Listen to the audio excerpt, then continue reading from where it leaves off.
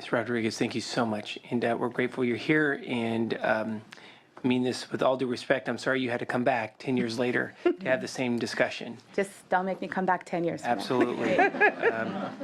We're grateful, and that is our goal here today. So we're so appreciate you being here. Thank you so much. Thank you. It is now my pleasure to be able to introduce Miss Iris Hoffman. She is from Sonoma County and is a member of the California Youth Connection, and we're grateful that you've traveled here today, and it's good to see you. Thank you so much. Thank you. Thank you, Senators, for taking your time and energy and investing it into this extremely important issue. I am grateful beyond words that there's a whole room of powerful people sitting behind me, as well as you powerful change makers here willing to work on this issue. Like you said, I'm an intern for California Youth Connection, and I work for the organization Voices Sonoma, which is also an organization that serves former and current foster youth and youth that have been in systems of care. I spent the majority of my adolescence in out-of-home placement, juvenile hall, treatment centers, group home-like situations, and I unfortunately spent most of those years on different psychotropic medications as well. So when I say I'm beyond grateful to be here, most of that's because I have a voice now. I have my voice back. I have some power.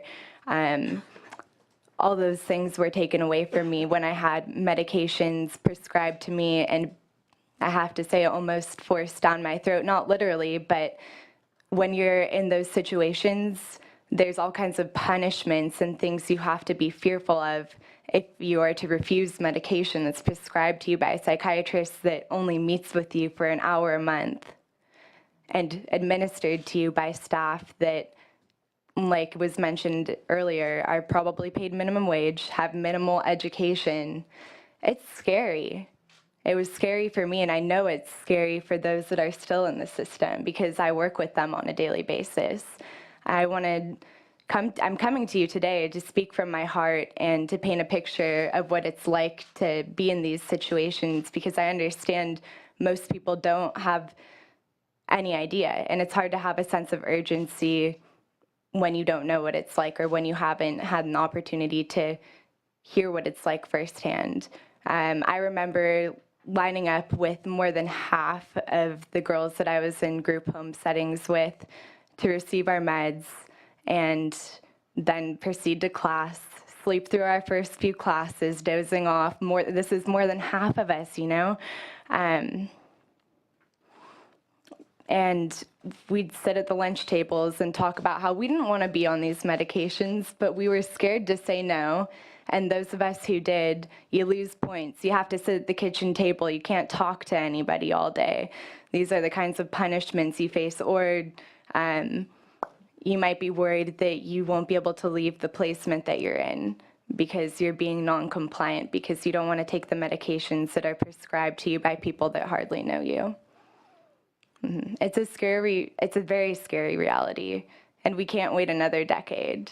In fact, every day that we sit here not doing anything about this, which I'm glad we're doing something now, I'm glad we're all here, but every day that this issue has no movement happening, that we're not making changes happen, is another day that there's tons of young people out there having to take those pills and having to face this reality of disempowerment. That's what it is.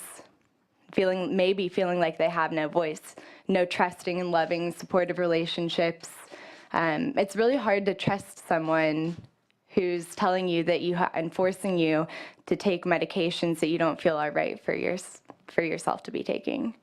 I also want to share with everybody that's here that Seroquel, Abilify, Ativan, all things that I was prescribed before I was even 18 years old, they never helped me heal any of the trauma that I had been through. But what did help me was working for organizations like Voices, California Youth Connection, getting my voice back and sitting at tables like this, feeling like I had a hand in the change that was happening, and I had my voice, and I was able to make something happen and put the trauma that I had experienced to a kind of use in my life. So I guess the recommendations that I have are this urgency. You know, we need to move this forward. We need to make these changes because I don't want my peers, I don't want these young people to have to experience what I did. I don't want anyone to feel how I did during my adolescence. And I hope that everything that I've said has really conveyed that to you. I hope that a lot of changes are made with the training of the staff that are administering the medication. I know that I shouldn't have been on all those medications I was on. Neither should have most of my peers in these situations. I think we all are in agreement that a lot needs to be changed, and I just want to share that it needs to change sooner rather than later. So thank you for hearing me. Thank you so much. Like I said, I'm beyond grateful, and for all of you senators here today, and for everybody else sitting behind me in this room. Thank you. Thank you. Ms. Hoffman, you were incredibly eloquent, and your voice was loud and clear, and we're grateful that you're here. And do want to say thank you to Voices. They are very active in the North Bay area, as well as in Salinas, and given opportunities for foster youth. And again, you have just done them very proud today. So thank you. I would like to be able to open it up, questions or comments from the senators, and we'll start with Majority Leader Monty. Well, thank you, Mr. Chair. I also want to offer my thanks to you and Senator Bell, all who've helped organize, and especially to those of you here today to share your experiences, ideas, and recommendations. I have a question for Ms. Hoffman, and also just, you're very articulate, very powerful speaker, and you mentioned part of what helped you gain your own voice was the work with California Youth Connection. But could you share what were some instrumental supports or individuals or therapies, what allowed you to emerge as strongly as you have? How can we replicate that for other youth? So when I got out of my last out-of-home placement, returned to live with my parents, it was actually a therapist advocate that connected me with a different organization that eventually placed me at Voices. That's where I first worked, and then later became connected with California Youth Connection. I think a lot more outreach needs to be done in group homes, juvenile halls, any kind of out-of-home placement. There need to be people going in, like probably people like myself and other staff, youth staff, young people that work for organizations like this, and sharing their stories and talking about the opportunities that exist. And I think it would have even been beneficial for me, actually I know it would have been beneficial for me to have opportunities like I have now while I was still in placement, to have my voice back and begin the healing process earlier. Some of the things that have been the most powerful for me is sitting down one-on-one with powerful people within my community, leaders, community organizers, and basically being told by them that my experiences weren't in vain, you know, that I would be able to use all of this in my life. And then from there, having the opportunity to speak in front of people of power and have my voice heard in those kind of settings as well. Thank you very much, and again for your courage in being here today and your incredibly persuasive and articulate testimony. Thank you. And then I guess for anyone on the panel, you know, cede to others, but what is the process necessary for a person who's been prescribed psychotropic drugs to get off of them? What needs to happen medically? Does it require a doctor approving a build down or getting off? Could you maybe address that? Sure. I think they need to find a doctor who is interested in doing that. Do you mind speaking to the mic, Yeah, please? they need to find a doctor who's interested in doing that and willing to do that. And there are those psychiatrists around. And it's a pretty simple matter. You begin one medication at a time, and you taper it down slowly over perhaps a couple of weeks, and see how things are going. And if that's going well, you start with another. I spent most of my time, actually, I worked for 9 years in two of Seneca's programs that are the highest level of care in California, CTFs, locked adolescent units. And I spent most of my time taking kids off of medication because many of the children had been in hospital and would come out on a lot of meds. And I spent a lot of time taking them off. Do you need a court order to do that? No. It can be done under the doctor's supervision? Just to put them on, yeah. Thank you. Any others Well, coming on I that? just wanted to add that practically speaking, again, a lot of this goes back to the caregiver, because as Iris mentioned in her testimony, even though that is the legal reality, the practical reality for young people who are living in the home of somebody else or in a facility is that you feel as if your caregiver has full control over whether you take the medication or not. And so you're literally punished often in many facilities, like drop down to a level 0 and taken basic privileges such as visitation, being able to use the phone, being able to walk outside, are taken away from you if you refuse to take medications or if you decide that you're taking yourself off. Many young people actually see a psychiatrist that is contracted with a particular facility, and so it's difficult to get a second opinion, to have that access that, yes, theoretically it's available, but when you're in care, it's very hard to actually find it. And I mean, one of the other things I just wanted to mention was that years ago, this was actually over a decade ago, there was a project that was done in California called the California Permanency for Youth Project. And in that project, they were working with young people who are in the highest level group homes, in level 14 group homes in California, and they were doing family finding for them. And once they found that they were connected with sort of their family members who loved them and cared them and oftentimes gave them access to activities that they had no access to in facilities. And we're talking about, we were just recently this week dealing with a group home whose recreational activities were field trips to Target and Michael's.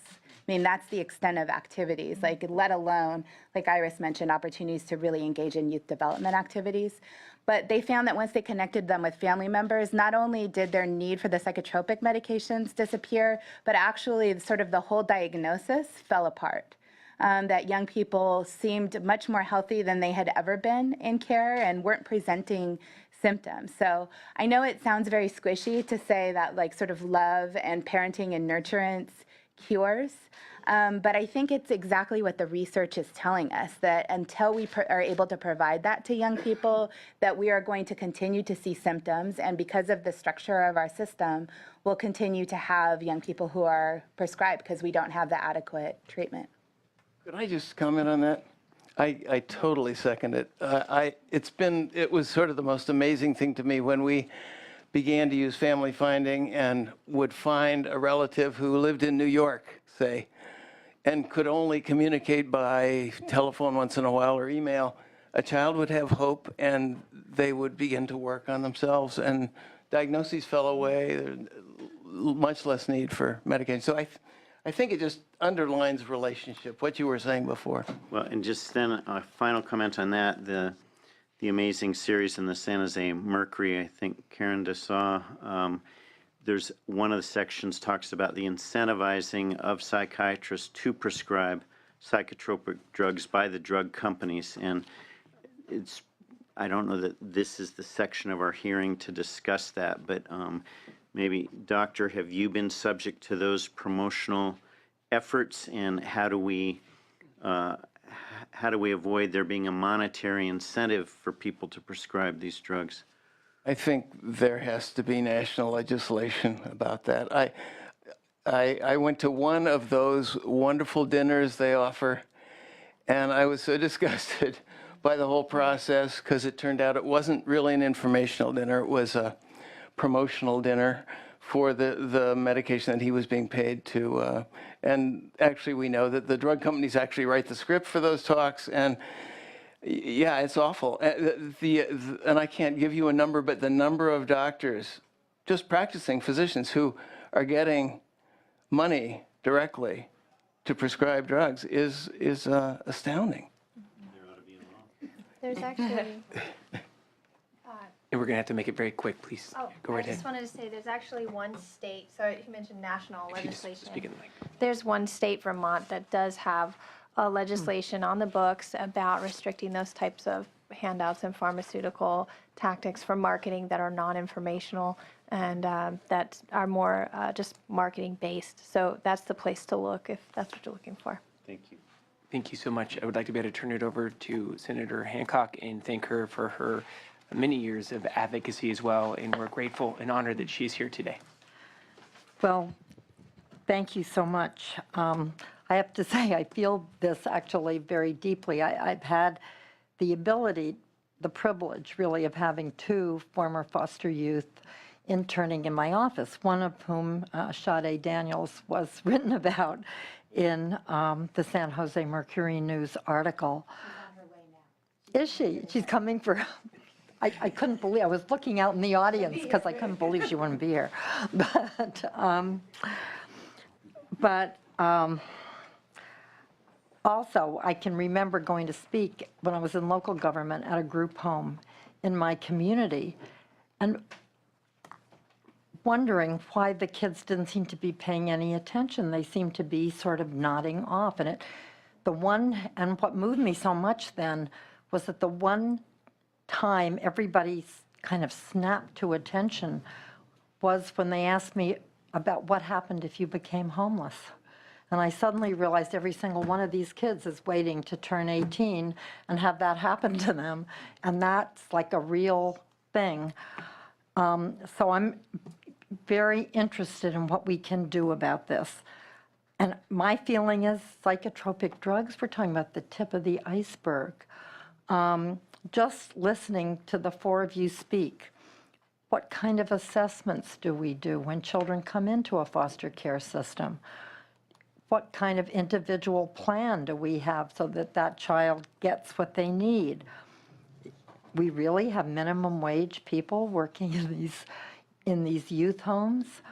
What's the staff to youth ratio? How are they trained? How do we recruit foster homes for kids to try to find, because I've had so many descriptions of the young person with the suitcase on the porch when they turn 18, or living in a place where nobody really cared about them, even if it was only 5 young people in the home.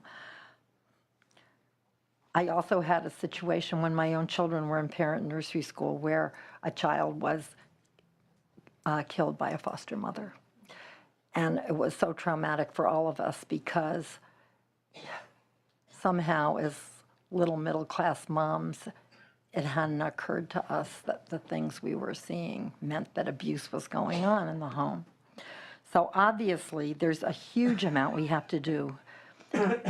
And I remember kin care, that whole business of reaching out to families and how we train them and support them for doing that. I really wish that you all could tell us 5 things that we need to do to get a good system. Because I think the commitment is there. It's very hard to figure out what are the things we need to do.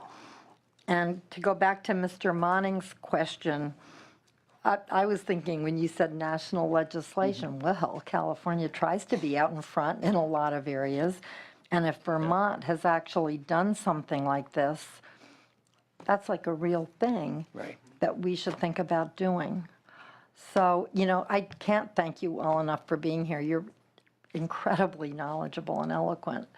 But can you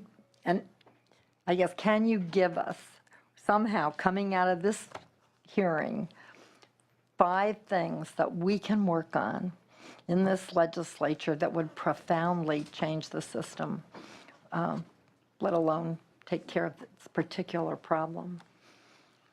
I think you're going to hear a lot in Section 5. Section 5? Yeah. Okay, I think that's, good. Yeah, that might be a but start. innovative models, we want to know how to bring them to scale and who has to do it, right? Yeah. Sure. And if you don't mind, and I do apologize, I don't want to interrupt, just because we have 4 more panels. yeah, so I just want to make sure that we want to hear your response, and if you don't mind, 2 minutes? Very concise. Yes, thank you so much. So, I mean, I'd love to have a little bit more time to come up with the 5, because I feel like I'm not going to Please. give you 5, and I don't want to lose out on 2. But one of the things that I think is really important is, given what we know about group care, I think it's very important to do, in addition to sort of the basic restrictions on putting children in group care and getting children who are in group care who do not need to be there phased out and immediately put into family homes, and sort of providing those services and support, which is part of what we've been doing in the Quality Parenting Initiative, working with 20 counties here in California. I think another thing that's really important is to be monitoring higher level group homes where we have very high rates of psychotropic med prescriptions, and making sure, number one, that they have a solid plan of alternative mental health services that they are offering, and that plan has been approved and vetted, and that we audit them to make sure that, in fact, they are providing those type of mental health services, and that when we see there are facilities who have rates that are excessive, that we go in and do a very intense audit to make sure that they can actually provide the care and supervision that's necessary for the children in the facility, so that we don't have facilities that have young people who have really intensive needs doing things like providing activities like field trips to Michael's and Target, but actually have opportunities to get involved, to have a voice, to do basic things like go to school outside of the home, to participate in debate, cheerleading, football, all of those things. Thank you. And I'm not Thank trying to you. rush you, and I apologize. Yeah, no, My no. goodness. Thank you very much. Please. I don't have the time to come up with 5 things right now, but I have one recommendation that I think is really important and critical. I think that every young person that's on psychotropic medications needs to have an advocate that they trust, that they're not worried is connected to the system in some way, that if they're going to tell them something or express something to them, they shouldn't have to worry that that'll be used against them in any way. So this person might be a peer, might be somebody closer to their age, but I think there needs to be some kind of program to provide that real trusting relationship with an advocate for each person taking psychotropic medication. Everybody that's seeing a psychiatrist and facing the possibility of being put on medication. It's interesting. Yeah, no, very much appreciate it. Thank you. Please. Thank you, Senator Hancock. This is what I've studied, is what does work in other states and in some of the counties here. Washington State provides a tool to social workers that can actually identify the therapeutic, community-based, and school-based services that would meet the symptoms. They don't have to know anything about diagnosing. They can type in the behaviors they're seeing, and the tool says, these are things that would work, and then they can consult with a provider. But it sort of curbs off that first line is to call the access line to get an appointment with a psychiatrist, where many of the places that we're sending foster children, it's a 15 to 1 hour visit without a therapeutic relationship developed. And many children leave those situations with a prescription that may or may not be filled. So we like that tool that Washington provides as a way to curb first line approach to meds. Ohio identified with their data that their prescribers, they don't have psychiatrists in their state. They were mostly physicians. What they then did, they said, hey, we're going to identify those physicians that are doing the risky practices. We're going to educate them. There's an online training where you can have continuing medical education credits. So they're giving them credits to their future. They're paying them for their time, and they're training them to reduce that. But they identified their problem using data. And then Arkansas requires screening and monitoring appointments for children that are taking psychotropic medications. And what that does is, if there are the side effects, they're noticed sooner. They're not noticed. In California, we have 180 days between court appointments. That's 6 months. In 6 months, you can gain a lot of weight. You can have that stuff happen that without that appointment, we don't know. So we like those models, and I could keep going, but I'll stop there for time. Thank you. No, thank you. And I am not at all, hopefully I'm not coming off as pushy, and I apologize just because we have a panel. But what we'd love, and Doctor, want to hear from you as well, is that we'd love to be able to have it in writing as well, if that would work. Of course. And then I would like to be able to say we're going to have a hearing on the same exact subject later in the fall, where we're going to be following up as our goal of not waiting another 10 years. So please, Doctor. Just briefly, I think it's, in a more global sense, we need to shift our thinking away from the primacy of psychiatric medications towards relationships. So any of the, say, crisis services that would help a child, medication would not be the first thought. I do think we're going to look back on this era of great enthusiasm for psychiatric medications, which are very nonspecific in their actions, and either scratch our heads or hang our heads. Because I think in 10 or 20 years, we'll look back and just wonder, what were we doing pouring this stuff in? And just a lot of societal pressures to do it. But I think we need to be thinking in terms of relationships, because that is what makes kids better. And that is a big area, I know. Yeah. But I think we'll end up with foster kids who are productive and happy and healthy, and not fill the prison system, which is where a lot of them are going to end up without that kind of help. You're absolutely right. Thank you, Doctor, very much. Senator Hancock, any other further questions or No, comments? thank you. Again, thank you so much. I just have one quick question, actually two. Ms. Rodriguez, what has changed since you last spoke on this topic 9 years ago? Unfortunately, not enough. I think one thing has changed is the awareness of psychotropic medications. I think that it's not news to anybody anymore that young people in foster care are on psychotropic meds at a high rate. I think another thing, though, that has changed is that in the policy arena, I think that what Anna mentioned earlier, which is that there's much more receptiveness from all sides. And I think a big environmental context is that we are talking about this issue sort of under the umbrella of group care reform that we have engaged in, because we knew that not only was there a huge fiscal cost to the state, but in my mind, I care about the fiscal, but I care about that much less than the opportunity cost. And that we have known for decades that the lives and potential of young people who, just like Iris is a, wonderful testimony to that, who could have been sort of having a different life much earlier, that we're squandering that when we put young people in congregate care settings. And I'll also say the research has changed.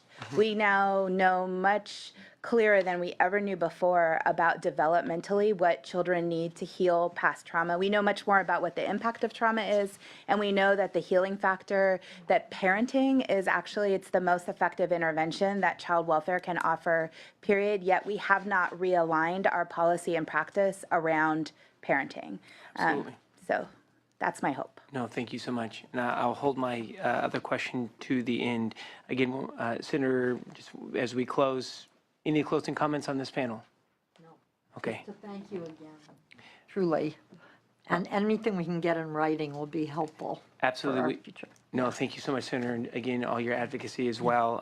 And we want to say thank you for being here today. Let's give our panel a round of applause, and please say thank you.